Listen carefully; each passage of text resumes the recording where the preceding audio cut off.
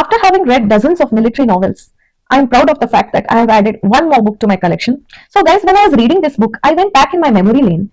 I remembered a goal unfulfilled, a career aspiration that I selected for myself, but that remains unfulfilled to even this date. Maybe I was not meant for it. Yeah, so when I was preparing for my army SSB, I used to read a number of military novels and I had subscribed for many defense updates and current affairs at that point of time. So, yes, that's how I took to reading defense novels, war novels, and I thoroughly understood all the military jargons. So, guys, if you're in NCC or if you're planning to have a career in defense, then I would suggest this book, Nagrota Under Siege by Bhaavna Arora. So this will emotionally motivate you. It will charge you. All the jargons, weapons, the military protocols that are mentioned in this book is quite familiar if you have been up to date with the current affairs and defense updates, and it's easy to understand also. So guys, shall we dwell into the story? So the story is of numerous mothers, wives, children, and siblings that have given away their loved one to the country to protect us. The book strongly says that freedom should not be taken for granted. So this story deals with a number of military personnel and their personal lives, their backstories. So I want to name each one of them to pay my respect. So this book has a number of backstories of all the people that were involved in the siege and their families also. So first, you get to know about Major Shalini, who was newly married and pregnant at the time of attack. There was Major Ajay and his wife Meenu, who had an 8-month-old little Amira that was just learning to walk. Then Major Kunal and Uma, who had a little 3-year-old Umang at that point of time.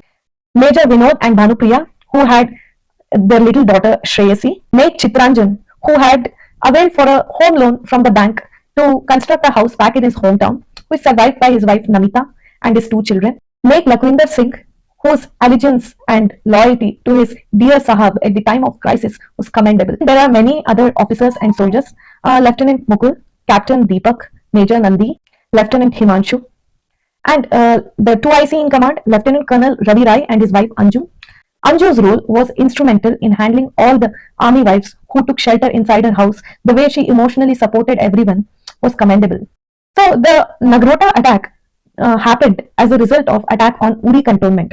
After the cantonment at Uri was attacked by the militants, Indian Army conducted a surgical strike into Pakistan and it destroyed all the military bases there and returned without a single casualty.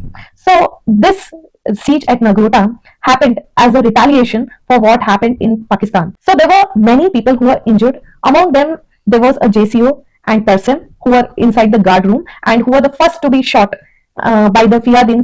Grenadier Raghavendra Singh and Naik Kadam Sambhaji Yashwant Rao were the first 2 soldiers to be martyred. Rifleman Asin Rai was the 3rd casualty, followed by Havildar Sukhraj, who did not abandon his post. True to his duty, he went and confronted the Fiyadin. So there were 3 Fiyadins, the terrorists involved in this operation, and their names are Adil, Numan, and Khalid. This book is all about how the paramilitary forces and Indian Army together conducted an operation to rescue and evacuate all the families that were stuck when the attack took place without causing any collateral damage. None of the family members were harmed. So out of all the people, Major Akshay, Major Kunal, and Naik Chitranjan laid down their life while facing the terrorists, especially when they were not supposed to be on duty. They replaced somebody else to be there and they put their duty before their personal safety. Our safety comes at the cost of soldiers that guard us at the borders under negative temperature. So never ever take anything, even the peace that we have currently, for granted, guys. You have to treasure the peace that prevails now. So when I was reading this book, this again took me back to the memory lane. It reminded me of the first funeral ceremony I witnessed from my very own eyes. It was not through a TV. I went there. I witnessed Captain Pranjal MV's funeral ceremony because his family lived inside my layout, just 2 minutes away from my house. So I have witnessed the guard of honor that was offered to him, his brave family, his parents, his wife, and all the procession that took place.